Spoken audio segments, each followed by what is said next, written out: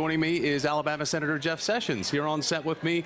Thank you, Thomas. He is one of the most prominent and active Trump supporters in Congress, and I know you've been very close with Trump through the primary campaign into the general election. But tonight we have Mike Pence coming on this debate stage, and his #1 challenge is going to be defending Donald Trump after the 3 a.m. tweets, attacking Miss Universe, also talking about his past comments on women, the news that he lost nearly $1 billion in the mid-1990s, and may not have paid taxes for 18 years. How do you defend those things? I don't think that's what he needs to talk about. He needs to be talking about Donald Trump's challenge to the wrong track that we're on, his absolute commitment to serve the interests of the American people by 3-to-1 margin. They believe we're on the wrong track.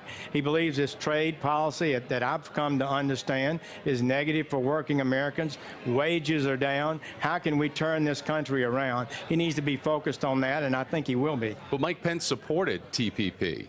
And he supported certain projects with NAFTA and other trade deals. So he's had to comport himself into the Donald Trump message. Is that going to be well, Hillary Clinton, you know, said it was the gold standard, the TPP, for trade deals. I voted for every trade deal that's come down the pike since I've been in the Senate. But I've been evaluating the numbers, Thomas, and they're not good. We promised in the Korean trade deal, the last big one, in 2011, it would increase exports by $10 billion. Exports to Korea are down, not up. Their exports to us have gone up $15 billion, and we've more than doubled the trade deficit. There are flaws in the way these accountants and special interests are advocating for these treaties. Donald Trump has been consistent in questioning them. Hillary Clinton has supported them. So Donald Trump last night was talking about the tax issue that they haven't confirmed or denied was his real tax report from the 1990s. But this is how he defended avoiding taxes. Take a listen. I have legally used the tax laws to my benefit. I mean, honestly, I have brilliantly used those laws. So he did not break any laws, and again, they have not confirmed this to be his real tax filing from 1995. But how is that supposed to fly with average Americans who've been paying into our federal system through their taxes, and say a policeman and a teacher are paying so much, and we come to find out that Donald Trump is skating by basically as a federal welfare project almost, that he hasn't contributed? Well, his problem was he had big losses in the early 90s. He's written a book about that, The Art of the Comeback. He's acknowledged that and how he came back from that.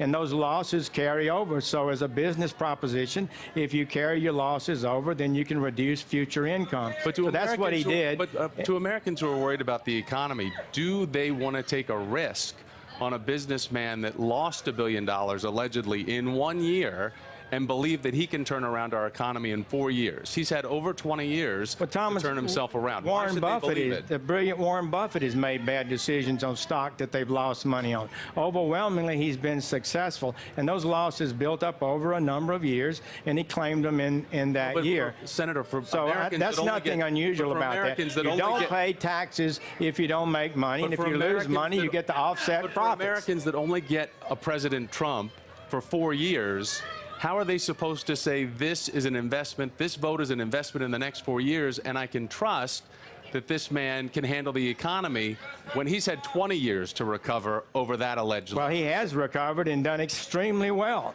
He's been a highly successful businessman. He's got good accountants that helped him work through his business taxes. They always audited. He pays what he owes. So I think that is, he understands jobs. He understands people, working people, paying taxes on all your other structures and businesses. So I think he is a tremendously qualified business person to make decisions, and he can make decisions. What we think Americans should trust him when it comes to the economy, and that in 4 years' time he could do what he promises? Absolutely, I do. I want to ask you about Kelly Ayotte, because it was in her debate last night that the New Hampshire senator was asked about Donald Trump being a role model, and she affirmed that language and him as a role model last night. She's now backing up on that. Her opponent is out with a new ad already, hitting her over it. Take a look.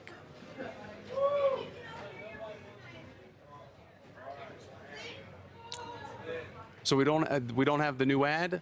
All right, guys. The Let me point say, of Kelly Ayotte is such a great senator. I've enjoyed working with her, and we look forward to having her back. Well, but do you think that when Senator Ayotte was confronted about this, and she said he was a role model, she's walking that back today, but in the context of when Donald Trump calls women fat, ugly, or dogs, do you think that that is role model behavior? That is an exaggeration. You know, this Miss America, do you see the video of him with her? Both of them, he talked about his weight and her weight, and she was there, and she had a problem with that. And they discussed it openly in a very pleasant, smiling partnership as they But it's not so discussed much that. about So Alicia I just think a Machado. lot of this has been exaggerated, Thomas, and I think it's unfair to him. People are trying to change the subject from the problems this country faces and the leadership Donald Trump offers. Well, men and women it's- have to be concerned about how a president will treat all Americans, whether you support a Democrat or a Republican. And this is not so much about the Miss Universe controversy from 20 years ago or Yeah, most it's not. recently,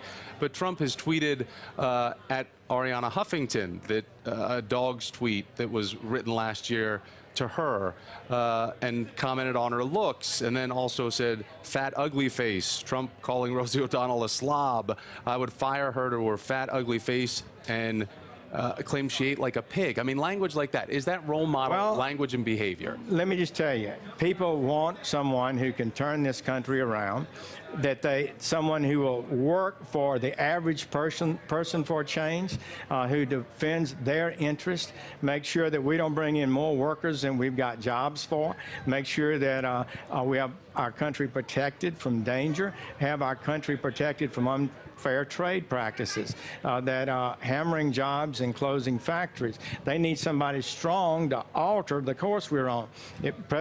Hillary Clinton is business as usual. But this There'll is be not nothing language. changed. This is not language. So you want to talk about language, I want to talk about the future of Right America. now. Well, but we have to talk about language because this is what the GOP. Well, people nominee have, and people are going to hear that. But I'm just telling you, in the end, the key question is who can get this country moving in the right direction. Okay, Senator Jeff Sessions, thank you, sir. Nice Thank to you. have you here on set here at Long.